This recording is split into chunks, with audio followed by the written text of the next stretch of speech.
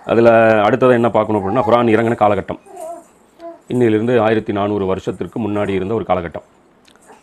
அப்போ அந்த காலகட்டத்தில் பொலிட்டிக்கல் சினாரியோ எப்படி இருந்தது, அதாவது அரசியல் சூழல் எப்படி இருந்தது அப்படிங்கிறத புரிஞ்சுக்கணும். பொதுவாக குர்ஆன் தஃப்சீரில் அல்லது ரசூலுல்லாஹ்வுடைய சீரத்து புத்தகத்தில் கண்டிப்பாக இந்த 2 விஷயம் கொண்டு வந்திருப்பாங்க. பாரசீகம், ரோமாபுரி, இந்த 2 அரசாங்கம் எப்படி செயல்பட்டு இருந்துச்சு நபி ஸல்லல்லாஹு அலைஹி வஸல்லம் காலத்தில் அப்படின்ட்டு. அப்போது இதிலிருந்தே நமக்கு இன்னொரு விஷயம் புரிஞ்சுக்கணும். குர்ஆன் முக்கியமாக எல்லாமே கற்றுக் கொடுத்தாலும் குர்ஆனில் ரொம்ப ஹைலைட்டாக இருக்கிற ஒரு விஷயம் எதுன்னா பாலிடிக்ஸ் தான். அரசியல் குர்ஆன் ரொம்ப ஹைலைட்டாக கற்றுக் கொடுக்குதுன்ட்டு. ஸோ ரசூலுல்லாஹ்வுடைய சீரத்து புக்கு எழுதினாலும் அவங்க என்ன பண்ணுவாங்க, முன்னுரையில் எடுத்தோடனே ஜாஹிலியத் காலகட்டம் அப்படின்னு சொல்லி ரோமாபுரியில் என்ன இருந்துச்சு, பாரசீகத்தில் என்ன இருந்துச்சு, மக்கள் என்ன இருந்துச்சு, இந்த 3 பகுதியிலும் அரசு நிர்வாகம் எப்படி இருந்துச்சுங்கிறத அவங்க பட்டியல் போடுவாங்க.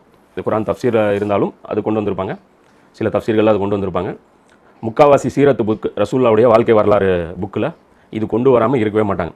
அப்போது இஸ்லாம் வெறும் ஆன்மீகம், வெறும் அல்லாஹ்வை எப்படி தஸ்பீ செய்யணும், அல்லாஹ்வை எப்படி தொழுகை செய்யணும், அல்லாஹ் எப்படி நோன்பு வைக்கணுங்கிறது மட்டும் கற்றுக் கொடுத்த வந்த மார்க்கமாக இருந்தால் இந்த சப்ஜெக்ட் யாருமே தொட மாட்டாங்க. பாரசீகம் எப்படி எக்கெடு கெட்டு போனால் நமக்கு என்ன, ரோமாபுரி எப்படி இருந்தால் நமக்கு என்ன, அதெல்லாம் நம்ம டிஸ்கஸ் பண்ணவே தேவையில்லை.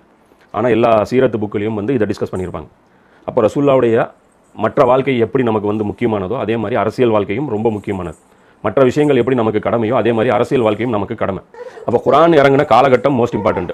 அப்போ அந்த காலகட்டத்தில் இருந்த 2 சூப்பர் பவர், ரோமாபுரி ஒன்று, பாரசீகம் ஒன்று. பாரசீகம்னா என்ன, ஈரானு, ஈராக்கு, அதை ஒட்டி இருக்கக்கூடிய ஆர்மீனியா, அசர்பைஜான், இது மாதிரியான சின்ன சின்ன ஊர்கள் சேர்ந்த ஒரு ராஜ்யம் பாரசீகம். ரோமாபுரிங்கிறது அதை விட பெருசு. அதில் எகிப்து, சிரியா, பாலஸ்தீனு, துருக்கி, அது இல்லாமல் யூரோப்பு, இட்டாலி, ஜெர்மனி, ஸ்பெயின் எல்லாமே சேர்ந்து ரோமாபுரி. இது எல்லாமே ஒரு நிர்வாகத்துக்கு கீழே இருந்தது. அப்போ இந்த 2 அரசாங்கமும் என்ன பண்ணிட்டு இருந்துச்சுன்னு பார்த்தீங்கன்னா, தங்களுடைய பலத்தை வச்சு மக்களை சுரண்டி சாப்பிட்டு இருந்துச்சு.